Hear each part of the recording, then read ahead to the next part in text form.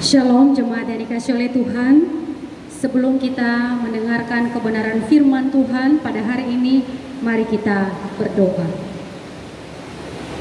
Bapa di dalam surga, di dalam nama Tuhan kami Yesus Kristus, kami bersyukur pada hari ini Tuhan memperkenankan kami untuk kami bisa mendengarkan kebenaran firman Tuhan.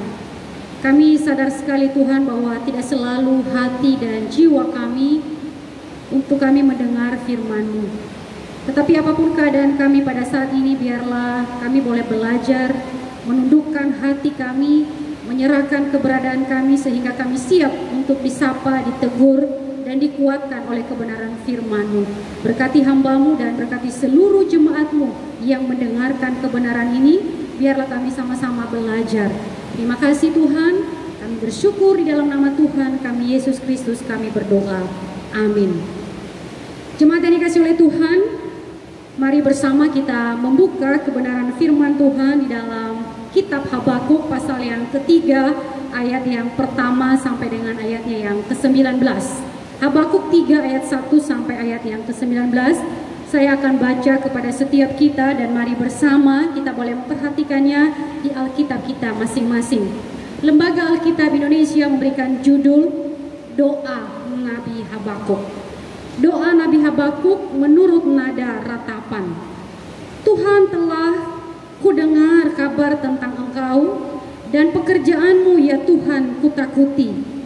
Hidupkanlah itu dalam lintasan tahun, nyatakanlah itu dalam lintasan tahun. Dalam murka ingatlah akan kasih sayang. Allah datang dari negeri Teman dan yang maha kudus dari pegunungan Paran. Keagungannya menutupi segenap langit dan bumi penuh dengan pujian kepadanya. Ada kilauan seperti cahaya, sinar cahaya dari sisinya dan disitulah terselubung kekuatannya. Mendahuluinya berjalan penyakit sampar dan demam mengikuti jejaknya. Ia berdiri maka bumi dibuatnya bergoyang. Ia melihat berkeliling, maka bangsa-bangsa dibuatnya melompat terkejut.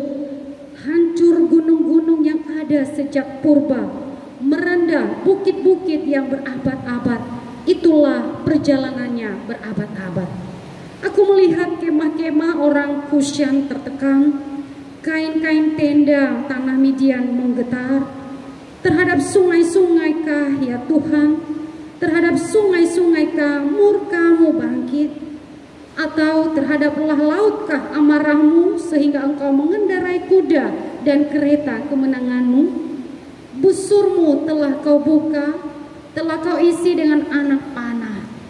Engkau membelah bumi menjadi sungai-sungai, melihat Engkau gunung-gunung gemetar, air bah menderu lalu, samudra raya memperdengarkan suaranya dan mengangkat tangannya. Matahari, bulan berhenti di tempat kediamannya karena cahaya anak-anak panah-Mu yang melayang maju, karena kilauan tombak-Mu yang berkilat. Dalam kegeraman Engkau melangkah melintasi bumi, dalam murka Engkau menggasak bangsa-bangsa. Engkau berjalan maju untuk menyelamatkan umat-Mu, untuk menyelamatkan orang yang Kau urapi. Engkau meremukkan bagian atas rumah orang-orang fasik dan Kau buka dasarnya sampai batu yang penghabisan. Engkau menusuk dengan anak panahnya sendiri, kepala laskarnya yang mengamuk untuk menyerahkan aku dengan sorak-sorai, seolah-olah mereka menelan orang tertindas secara tersembunyi. Dengan kuda-Mu Engkau menginjak laut, timbunan air yang membuih. Dan ketika aku mendengarnya, gemetarlah hatiku. Mendengar bunyinya, menggigillah bibirku. Tulang-tulangku seakan-akan kemasukan sengal, dan aku gemetar di tempat aku berdiri. Namun, dengan tenang akan kunantikan hari kesusahan yang akan mendatangi bangsa yang bergerombolan menyerang kami. Sekalipun pohon ara tidak berbunga, pohon anggur tidak berbuah, hasil pohon zaitun mengecewakan. Sekalipun ladang-ladang tidak menghasilkan bahan makanan, kambing domba terhalau dari kurungan, dan tidak ada lembu sapi dalam kandang. Namun aku akan bersorak-sorak di dalam Tuhan, beria-ria di dalam Allah yang menyelamatkan aku. Allah Tuhanku itu kekuatanku, yang membuat kakiku seperti kaki rusa. Ia membiarkan aku berjejak di bukit-bukitku. Jemaat yang dikasihi oleh Tuhan, tema kebenaran firman Tuhan pada hari ini yaitu beriman di dalam keruntuhan. Seorang yang bernama Paul Tournier, dia adalah seorang dokter dan sekaligus konselor berkebangsaan Swiss. Nah, di dalam bukunya yang berjudul Creative Suffering, dia menceritakan rasa terkejutnya ketika dia membaca sebuah artikel yang berjudul Yatim Piatu Memimpin Dunia. Nah, di dalam artikel itu, saudaraku, itu berisi tentang penelitian terhadap 300 orang pemimpin dunia yang berhasil mempengaruhi sejarah dunia. Nah, siapa saja mereka? Salah satu adalah Julius Caesar, ada juga Napoleon, Ratu Victoria, dan beberapa pemimpin terkenal lainnya. Nah, di dalam penelitian tersebut, orang-orang yang menjadi pemimpin dunia itu dicari persamaan mereka. Nah, persamaan dari mereka itu adalah sejak kecil mereka mengalami yang namanya kesulitan hidup. Bahkan sejak kecil mereka hidup sebagai yatim piatu. Mereka menghadapi kematian orang-orang terdekat dan perpisahan dari orang tua mereka. Sehingga bisa dikatakan persamaan dari mereka ini, mereka secara emosi itu mengalami kehidupan yang begitu sangat menyedihkan. Bahkan konon Tournier itu sendiri juga adalah seorang yatim piatu. Nah, ditemukan di dalam penelitian tersebut bahwa yang paling penting sebetulnya adalah bagaimana sikap kita pada saat mengalami kejadian tertentu di dalam hidup kita. Baik atau buruk suatu kondisi tidak tergantung pada kondisi itu sendiri, tetapi tergantung dari manusianya yang menghadapi atau yang meresponi kondisi tersebut. Apakah kemudian responnya itu positif, aktif, kreatif? Nah, jika positif, maka kondisi buruk atau kondisi yang tidak baik itu akan menjadi sesuatu yang berguna bagi kita. Akan tetapi sebaliknya, jika respon orang yang menghadapi kondisi buruk tersebut adalah negatif, maka bisa dipastikan kondisi buruk itu bukan membuat sesuatu yang berguna bagi dia, tetapi justru itu akan mematikan dirinya. Nah, saudara yang dikasihi oleh Tuhan, sekilas pandangan ini terlihat baik dan barangkali mungkin kita setuju. Tidak ada yang keliru sebetulnya di dalam pandangan ini. Sehingga kemudian tidak heran banyak orang di dunia ini, bahkan termasuk orang Kristen itu didorong oleh spirit, didorong oleh pandangan seperti ini sehingga dia bisa mampu melewati masa sulit di dalam hidupnya. Akan tetapi permisi tanya, apakah ketika kita mengatakan pandangan ini baik dan kemudian pandangan ini juga sekaligus menjadi benar? Saudaraku, saya rasa pandangan ini bisa membuat seseorang pada akhirnya tidak lagi membutuhkan Tuhan. Seolah-olah masalah itu bisa diatasi, hal buruk itu bisa membuahkan kebaikan hanya jika seseorang itu bisa menyikapi dan meresponinya dengan tepat, positif, aktif, dan kreatif. Lalu kita bertanya selanjutnya, apakah salah kemudian jika kita memberikan respon positif terhadap sebuah masalah? Saudaraku, mungkin tidak. Tetapi kesalahan terjadi jikalau respon positif kita itu tidak hadir di dalam pengalaman kita bersama dengan Tuhan. Kesalahan akan terjadi jika tindakan kreatif kita itu tidak lahir dari buah pengenalan dan hidup di dalam firman Allah. Sikap kreatif kita itu kemudian menjadi salah ketika dia tidak hadir dari sebuah iman yang hidup bersama dengan Tuhan. Cuma yang dikasih oleh Tuhan di dalam masa-masa seperti ini, bagaimana respon kita ketika kita menghadapi keadaan buruk di dalam hidup kita? Bagaimana kita menghadapi kenyataan yang sakit penyakit tidak kunjung sembuh? respon kita ketika kita menghadapi kenyataan bahwa perekonomian kita akhir-akhir ini semakin tidak stabil? Bagaimana respon kita ketika kita menghadapi kenyataan bahwa anak-anak kita hari-hari ini makin sulit diatur, dan kenyataan lainnya yang kemudian kita merasakan rasanya damai dan sukacita itu tidak hadir di dalam kehidupan kita? Jemaat yang dikasihi oleh Tuhan, Habakuk adalah seorang nabi Tuhan yang dicatat oleh Alkitab itu dia menyaksikan, bahkan dia mengalami sendiri bagaimana kondisi buruk atas bangsanya sendiri. Betapa tidak, dia berhadapan dengan dua keadaan yang menyulitkan. Saya mengkategorikan itu dengan keadaan internal dan keadaan eksternal. Keadaan internal itu terjadi dari bangsanya sendiri, bangsanya yang tidak hidup di dalam kebenaran Allah, bangsanya yang memiliki kelakuan penuh dengan kejahatan, penuh dengan ketidakadilan, penuh dengan pemberontakan dan berbagai pelanggaran hukum moral lainnya. Lalu kemudian masalah eksternalnya itu yaitu menghadapi bangsa Kasdim yang akan menyerang bangsa Yehuda atau bangsa Habakuk sendiri. Nah, kalau kita memperhatikan keseluruhan kitab Habakuk ini, kita bisa melihat sebetulnya garis besar kitab ini begitu sangat menarik sekali. Ketika kita memperhatikan pasal yang pertama dan pasal yang kedua, sebetulnya di sana kita menemukan pola yang sama.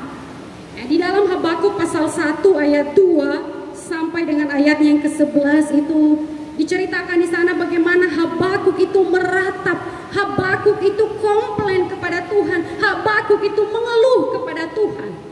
Dan kemudian di Habakuk pasal 1 ayat 5 sampai 11 Allah kemudian memberikan respon kepada Habakuk. Nah, pola yang kedua juga kita bisa melihat Habakuk pasal 1 ayat 12. Di sana lagi-lagi Habakuk kedua kalinya komplain kepada Tuhan, berdebat kepada Tuhan, meratap kepada Tuhan. Tuhan, kenapa? Kalau Engkau kudus, kalau Engkau suci, kenapa Engkau membiarkan kejahatan ini terjadi? Dan lagi-lagi di pasal yang kedua, ayat yang kedua sampai ayat yang ke-20, Allah memberikan respons kepada Habakuk. Sebetulnya kita bisa melihat bahwa Habakuk bukanlah seorang manusia yang tahan terhadap penderitaan. Habakuk bukanlah seorang yang terlalu kuat untuk melihat penderitaan yang terjadi pada bangsanya sendiri. Ekspresinya itu, saudaraku, terlihat seperti seolah-olah sudah putus asa sebetulnya. Kalau kita melihat di ayat yang pertama, pasal yang pertama itu, Habakuk itu mengekspresikan rasa putus asanya, rasa mengeluhnya, rasa komplainnya itu kepada Tuhan dengan bertanya, berapa lama lagi Tuhan aku berteriak, tetapi Engkau tidak mendengar. Aku berseru tetapi tidak Kau tolong. Apakah kemudian Tuhan menjawab Habakuk dengan segera dan langsung membuat bangsa Yehuda itu menjadi bangsa yang tenang, bangsa yang langsung melakukan kebenaran seperti doa daripada Habakuk ini? Tuhan memang menjawab Habakuk. Kita tidak boleh memungkiri hal itu. Tuhan menjawab. Tetapi kemudian jawaban Tuhan itu tidak sesuai dengan keinginan Habakuk, tidak sesuai dengan harapan Habakuk. Justru pada saat ketidakadilan itu terjadi, kejahatan itu terjadi, Allah menghadirkan bangsa lain, yaitu bangsa Kasdim yang begitu buas, begitu menakutkan, memiliki kekuatan besar, dan mereka datang untuk menduduki dan menghancurkan kerajaan Yehuda, kerajaan Habakuk itu sendiri. Demikian juga selanjutnya ketika Habakuk meratap lagi kepada Tuhan, ketika dia mengatakan bahwa bukankah Engkau Tuhan yang kudus? Lalu mengapa Engkau membiarkan orang jahat itu terus melakukan kejahatannya? Dan kemudian kenapa Engkau tidak menghentikan mereka? Lagi-lagi apakah Tuhan menjawab? Yes, Tuhan menjawab Habakuk. Tetapi lagi-lagi jawaban Tuhan itu sepertinya aneh sekali. Tuhan menjawabnya, tetapi lagi-lagi tidak seperti yang diinginkan oleh Habakuk. Tuhan justru menjawabnya dengan cara yang berbeda, dengan mengatakan, ya, nantikanlah, pembalasan dan penghukuman itu memang akan ada, tetapi bukan sekarang. Akan ada waktunya nanti seperti caraku sendiri. Jemaat yang dikasih oleh Tuhan, sepertinya jawaban Tuhan ini mengajak Habakuk itu untuk tetap beriman, melihat pertolongan Allah meskipun keadaan itu tidak seperti yang Habakuk inginkan. Jawaban Tuhan ini mengajak Habakuk untuk beriman, untuk tetap melihat bahwa Allah hadir di dalam terang meski keadaan sepertinya gelap. Beriman untuk tetap merasakan damai meskipun keadaan di sekeliling itu hancur luluh lantang. Jemaat yang dikasih oleh Tuhan, kita bisa melihat bahwa sebetulnya ketika kita berhadapan dengan jawaban Tuhan kepada Habakuk ini, sebetulnya ini sedang menggoncang natur kita sebagai manusia yang ingin sekali jawaban doanya itu segera dijawab. Bukankah ketika kita sakit dan kita pengen Tuhan langsung menjawab untuk kemudian Tuhan menyembuhkan? Jawaban Tuhan kepada Habakuk ini kalau kita berhadapan langsung, ini sebetulnya sedang menggoncang jiwa kita yang menginginkan ketenangan dan kedamaian. Bapak Ibu yang dikasihi oleh Tuhan, apakah dalam kondisi ini Habakuk tetap beriman? Bagaimana kemudian iman daripada seorang nabi Tuhan yang bernama Habakuk ini diekspresikan? Mari bersama kita melihat dua hal yang saya bisa bagikan kepada kita dari Habakuk pasal 3 ayat 1 sampai 17. Yang pertama sebetulnya bahwa iman daripada Habakuk itu diekspresikan melalui pujian kepada Allah, melalui doa kepada Allah yang penuh dengan kekaguman akan pekerjaan, akan kehebatan dan segala hal yang ajaib tentang Allah itu sendiri. Nah, bersama mari kita memperhatikan di ayat yang kedua itu Habakuk memulai pujiannya kepada Tuhan itu dengan kalimat yang sangat indah sekali. Dia memulai dengan kalimat, Tuhan, telah kudengar kabar tentang Engkau dan pekerjaanmu ya Tuhan, kutakuti. Habakuk dalam bagian ini sebetulnya sedang mencoba untuk merecall, sedang mencoba untuk mengingat apa yang pernah dia dengar tentang Tuhan. Nah, apa saja kemudian yang didengar Habakuk mengenai Tuhan itu sebetulnya dirinci nanti di ayat yang ketiga sampai dengan ayatnya yang ke-15. Artinya sebetulnya dia tidak hanya sekedar mengingat begitu saja mengenai kebaikan Tuhan, tetapi juga menuliskan dan menyebutkan satu persatu akan kebaikan Tuhan itu.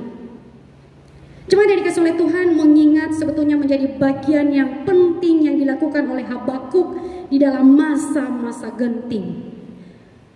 Nah, pertanyaan kepada kita, mengapa kemudian mengingat kebaikan Tuhan itu menjadi bagian yang sangat penting? Kalau saya boleh menanyakan kepada setiap kita pada hari ini, kalau manusia normal ini ya, kira-kira kita itu sebetulnya mudah lupa atau lebih mudah mengingat?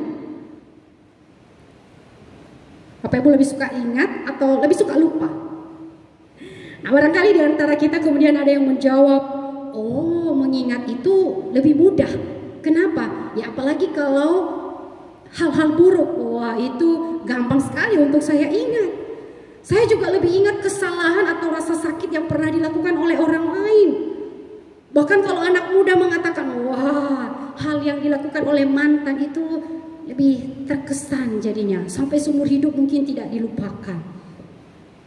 Atau kemudian anak-anak kecil kalau ditanyakan, ya dia lebih mudah mengingat bagaimana papa mama memarahinya.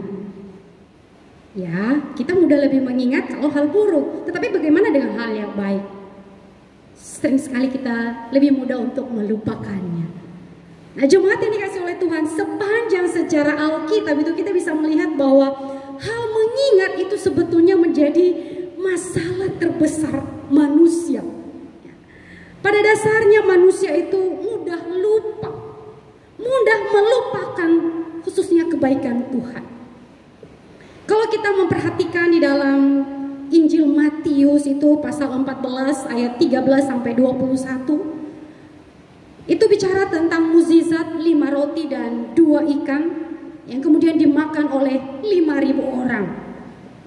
Nah, kalau sekiranya saya ataupun Bapak Ibu Saudara yang mendengar firman Tuhan pada hari ini hadir dan menikmati 5 roti dan 2 ikan pada waktu itu, kira-kira kita mengingat mukjizat itu sampai berapa lama? 1 tahun, 2 tahun, atau seumur hidup kita? Nah, pada umumnya kita berpikir bahwa mukjizat itu pasti meninggalkan kesan yang sangat mendalam di benak kita. Bahkan mungkin di benak para murid pada waktu itu, sehingga mereka tidak melupakan hal itu seumur hidup mereka. Tetapi ternyata kita salah.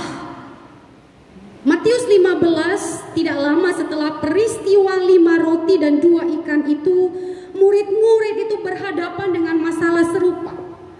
Orang yang mengikuti Yesus itu mereka mengalami kelaparan.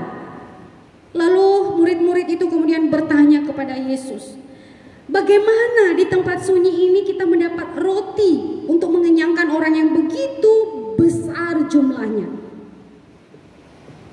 Jemaat yang dikasihi oleh Tuhan, pertanyaan dari para murid ini sebetulnya sedang menunjukkan bahwa mereka sudah tidak ingat sama sekali bahwa Yesus berkuasa mengatasi hal itu. Bukankah barusan saja mukjizat 5 roti dan 5 roti dan 2 ikan itu dimakan oleh 5.000 orang dan sisa 12 bakul? Saudaraku yang dikasihi oleh Tuhan, saya rasa hal itu mereka sudah lupakan. Sehingga kemudian lagi-lagi pada saat yang sama Tuhan Yesus itu kemudian melanjutkan mukjizat yang kedua, yaitu 7 roti dan beberapa ikan yang kemudian dimakan 4.000 orang dan tersisa 7 bakul. 2 mukjizat yang hampir sama terjadi itu pasti akan menimbulkan kesan yang sangat mengakar dalam hati para murid-murid. Mereka pasti tidak akan lagi takut kalau berhadapan dengan kelaparan. Mereka tidak lagi takut ketika mereka berhadapan dengan urusan perut. Karena pasti Yesus mampu mengatasi kebutuhan tersebut, bahkan memberikannya secara berlimpah-limpah. Jemaat yang dikasihi oleh Tuhan, dalam hal ini lagi-lagi sebetulnya kita keliru. Kenapa? Nah, setelah peristiwa ini, pasal ke-16 dalam Injil Matius itu, saat mereka menyeberang danau, mereka kemudian lupa membawa roti. Dan kemudian Yesus itu kemudian berkata kepada mereka, berjaga-jagalah dan waspadalah terhadap ragi orang Farisi dan orang Saduki. Sebetulnya kalau kita membaca yang Yesus maksudkan itu adalah ajaran Farisi dan Saduki. Tetapi para murid yang sudah lupa tadi, yang sudah takut mengenai urusan perut, mereka mendengar perkataan Yesus itu, pikiran mereka itu kemana-mana, bergerak kemana? Roti yang mereka lupa bawa untuk mereka makan. Nah, itu kemudian Yesus menegur mereka dan berkata, hai orang-orang yang kurang percaya, belum juga kamu mengerti? Tidakkah ingat kamu 5 roti dan 2 ikan dimakan oleh 5.000 orang, sisanya 12 bakul? Tidak juga lupakah kamu 7 lembar roti dan beberapa ikan dimakan oleh 4.000 orang dan sisa 7 bakul? Dan kamu sendiri yang mengumpulkan, para murid sendiri yang mengumpulkan sisa-sisa itu secara melimpah. Saudaraku, seorang yang bernama Ronald Dunn itu dalam bukunya dia berkata bahwa sifat lupa itu menjadi sesuatu yang sangat berbahaya untuk iman kita. Sifat lupa atau tidak mengingat apa yang dilakukan oleh Yesus membuat murid-murid itu tidak pernah percaya bahwa Yesus itu bisa diandalkan. Sifat lupa atau tidak mengingat apa yang Allah lakukan kepada Israel secara berturut-turut, mulai dari Allah membebaskan mereka dari Mesir, menyaksikan Allah membelah laut Teberau, ketika mereka kehausan di Mara, Tuhan mengubah air pahit itu menjadi manis menyegarkan. Saat mereka kelaparan, Allah menyediakan mana setiap pagi turun dari langit. Alkitab mencatat Israel dibanjiri dengan pertolongan Allah, tetapi juga tetap mereka gemetar ketakutan. Mereka bersungut-sungut kepada Allah, bahkan menuduh Allah. Mengapa demikian? Alkitab memberikan jawaban kepada kita. Lupa. Tidak mengingat kebaikan Tuhan. Sifat lupa ini membawa kita sebetulnya sering membawa kita pada sebuah pertanyaan, Allah ada di mana? Kenapa rasanya Allah itu tidak ada? Sebuah kisah yang pernah saya baca, ada seekor ikan kecil yang berenang di lautan bebas. Nah, di dalam waktu yang cukup lama itu dia selalu berenang, tetapi dia berenang dengan gelisah dan penuh dengan ketakutan, seolah-olah dia sedang mencari sesuatu. Lalu suatu ketika ada seekor ikan besar kemudian menyapa dia dan kemudian dia berkata, "Hei ikan kecil, apakah engkau sedang kelaparan? Apakah engkau sedang mencari makanan sehingga kau gelisah? Engkau seperti ketakutan dan mencari sesuatu yang tidak pernah kau temukan?" Lalu ikan kecil itu dengan lugunya dia kemudian menjawab, "Oh, saya tidak lapar. Saya juga tidak takut. Tetapi saya mau bertanya, where is the sea? Di mana laut?" Wah, di mana laut? Padahal sebetulnya dia sedang berada di dalam lautan luas, lautan bebas, lautan yang dalam. Saudaraku, saya mau katakan kepada kita, acap kali di dalam kesulitan hidup kita seperti ikan kecil yang berenang di lautan luas, mencari di mana laut. Kita menghadapi persoalan, kita menghadapi hal-hal sulit di dalam hidup kita dan kita bertanya, di mana Tuhan? Padahal sebetulnya kita berada di dalam Tuhan. Tuhan itu sebetulnya hadir di dalam kehidupan kita. Saudara yang dikasih oleh Tuhan, Habakuk dipakai oleh Tuhan untuk mengajak kita kembali, sekaligus menjadi teladan bagi kita untuk mengingat apa yang Tuhan sudah kerjakan di dalam hidup kita pada masa-masa yang sudah kita lalui. Dan Habakuk tidak hanya sekedar mengingat kebaikan Tuhan itu, seperti yang saya katakan tadi, dia mencoba untuk menuliskan secara rinci, mengingat satu persatu peristiwa demi peristiwa. Simon Chan di dalam bukunya Teologi Spiritual itu dia mengatakan bahwa dengan kita mengingat apa yang Allah lakukan pada masa lalu, kita dapat memanfaatkan sumber-sumber bantuan dari masa lalu itu untuk menghadapi masa kini dan masa yang akan datang. Sehingga di dalam bukunya itu dia mengusung kemudian sebuah ide, yaitu apa? Menulis jurnal rohani, tulisan perjalanan rohani. Dia mengatakan dengan kita menulis, kita bisa menciptakan sejarah kita sendiri. Dengan menulis itu sebetulnya membentuk identitas sejati kita di dalam berhubungan dengan Allah. Seorang yang bernama Luan Bon juga mengatakan di dalam Journal Keeping bahwa dengan kita menjurnal itu dapat menolong kita sebetulnya untuk mengantisipasi akan Tuhan saat dia berbicara kepada kita di segala waktu melalui keadaan-keadaan kita, misalnya di dalam minat kita, ketika kita berteman, apa yang kita baca, apa yang kita dengar, sehingga apa? Lebih mungkin kita melihat dan mendengar suara Tuhan. Saudaraku, saya mengatakan kepada kita bahwa dengan mengingat sambil menuliskan berkat-berkat Tuhan di dalam hidup kita itu membuat kita selalu aware, membuat kita selalu sadar akan Tuhan di dalam setiap peristiwa hidup kita. Di jemaat yang dikasih oleh Tuhan, di dalam ayat yang ke-16, Habakuk meresponi ketika dia mendengar, ketika dia mengingat apa yang telah Tuhan kerjakan di dalam hidupnya.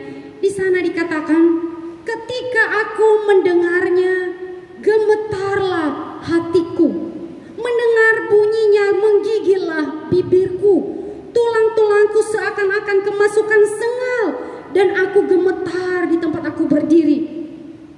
Namun dengan tenang akan kunantikan hari kesusahan. Jemaat yang dikasih oleh Tuhan, hal ini sebetulnya menunjukkan kepada kita bahwa Habakuk itu setelah dia mengingat perbuatan Allah di dalam hidupnya, hal itu memberikan hasil. Hal itu memberikan dampak di dalam dirinya.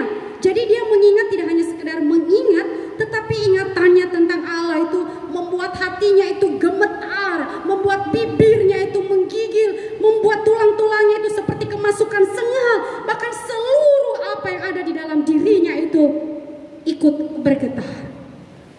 Saudaraku, ini dirinci dengan sangat indah sekali oleh Habakuk. Sebetulnya pada saat yang sama dia sedang sadar sekali bahwa dirinya itu bukanlah siapa-siapa. Dirinya itu tidak adalah artinya, dan betapa hebat sekali Allah menolong dirinya. Allah sudah menolong bangsanya. Sehingga kemudian pada akhirnya itu Habakuk memilih untuk apa? Memilih untuk tenang dan menantikan Allah bekerja. Jemaat yang dikasih oleh Tuhan, saya sangat diberkati sekali dengan syair lagu yang barangkali sering sekali kita nyanyikan, kita bisa dengar, yaitu Hitung Berkat-Mu. Pujian ini mengatakan bahwa bila gelombang kehidupan menimpa, hati jadi takut dan putus asa, jangan lupa berkat Tuhan, hitunglah, pasti kau tercengang akan karyanya. Refnya itu diulang kalimatnya, hitung berkat satu persatu dan lihatlah karya Tuhanmu. Hitung berkat satu persatu, hitung berkat yang melimpah padamu. Habakuk mengekspresikan imannya kepada Allah dengan menghitung berkat Allah, mengingat kebaikan Tuhan di dalam hidupnya.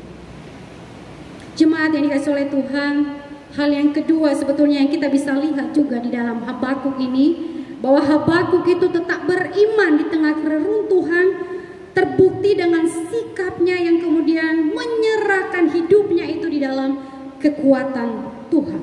Ini kita bisa melihat di Habakuk pasal 3 ayat 18 sampai dengan ayatnya yang ke-19. Dan tentu saudara-saudara jemaat yang dikasihi oleh Tuhan, kita bisa percaya sekali bahwa di dalam kepasrahan hati Habakuk kepada kekuatan Tuhan, ini berkaitan sekali sebetulnya dengan siapa Allah yang dia kenal. Jadi tidak saja dia percaya bahwa kekuatan Tuhan itu ada padanya, tetapi juga itu mempengaruhi bahwa dia sungguh-sungguh mengenal Allah yang dia sembah. Dengan mengingat kebaikan Tuhan bagi Habakuk dan bangsanya, sangat mungkin sekali Habakuk itu percaya kepada Allah.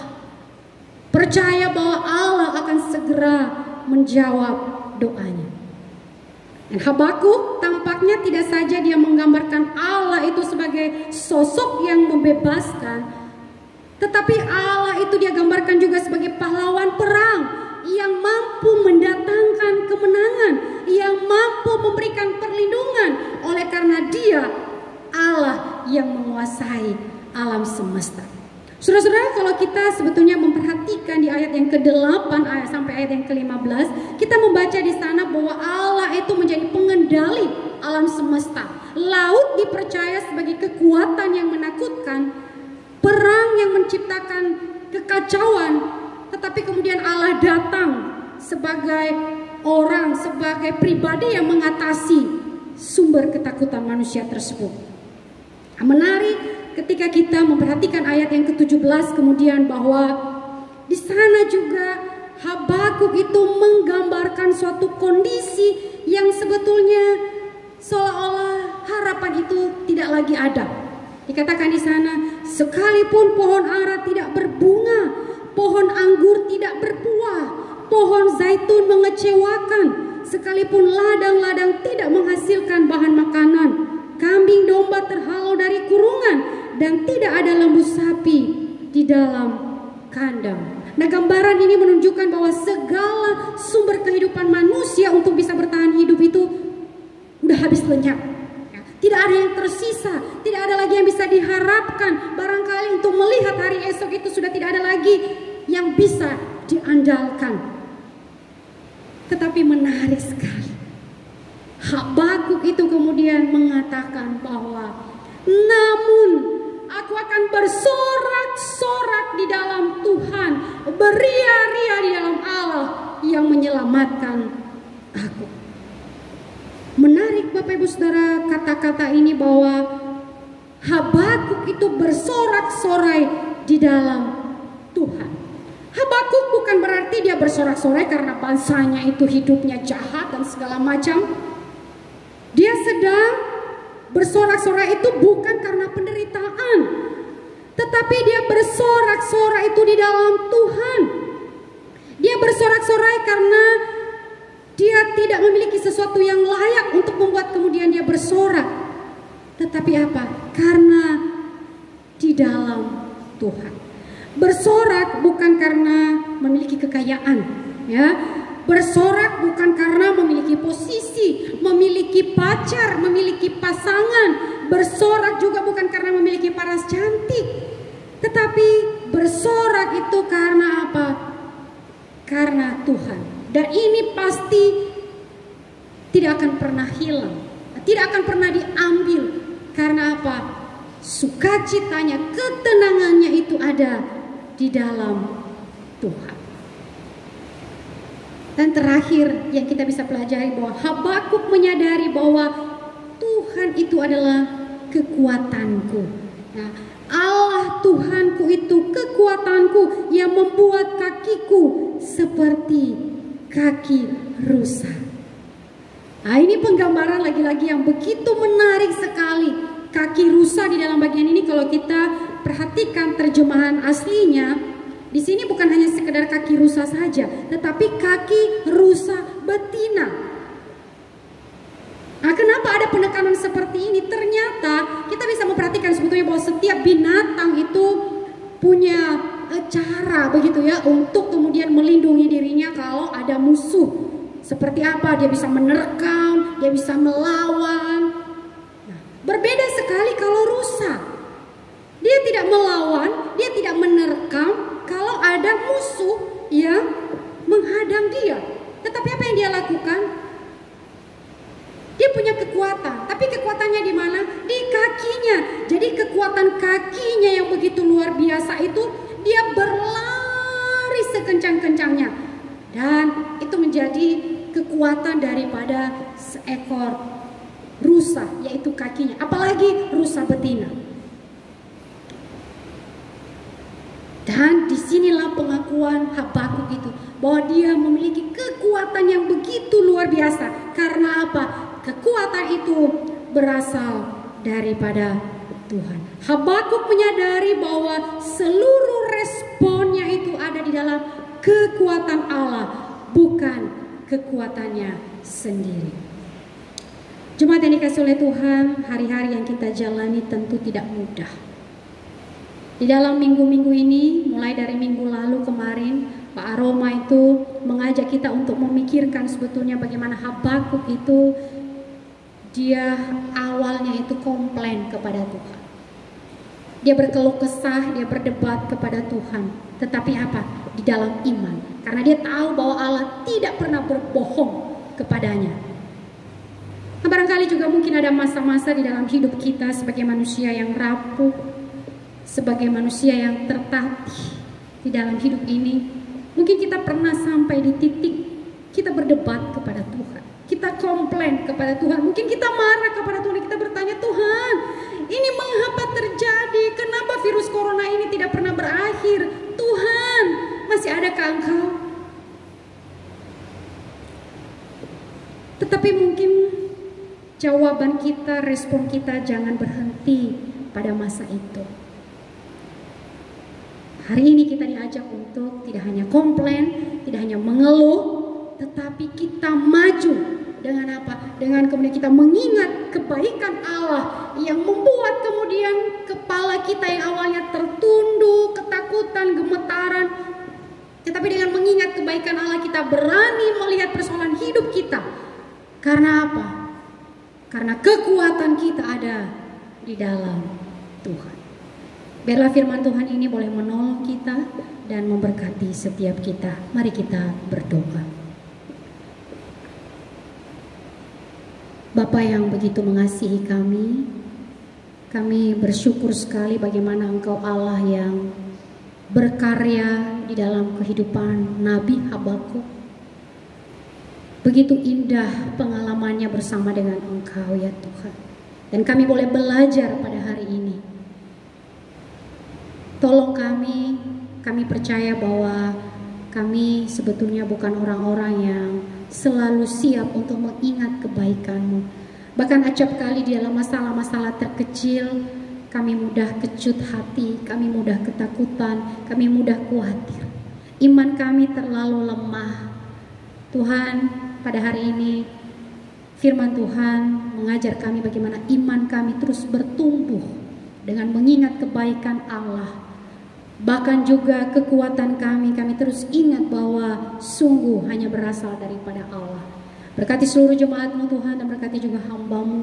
Biarlah dalam masa-masa sulit, hari esok yang sulit sekali untuk kami tebak, biarlah kami serahkan hal itu kepada Tuhan. Kami belajar tenang, kami belajar bersorak-sorai, karena kami ada di dalam Tuhan. Terpujilah Engkau ya Tuhan, kami bersyukur di dalam nama Tuhan kami Yesus Kristus kami berdoa. Amin.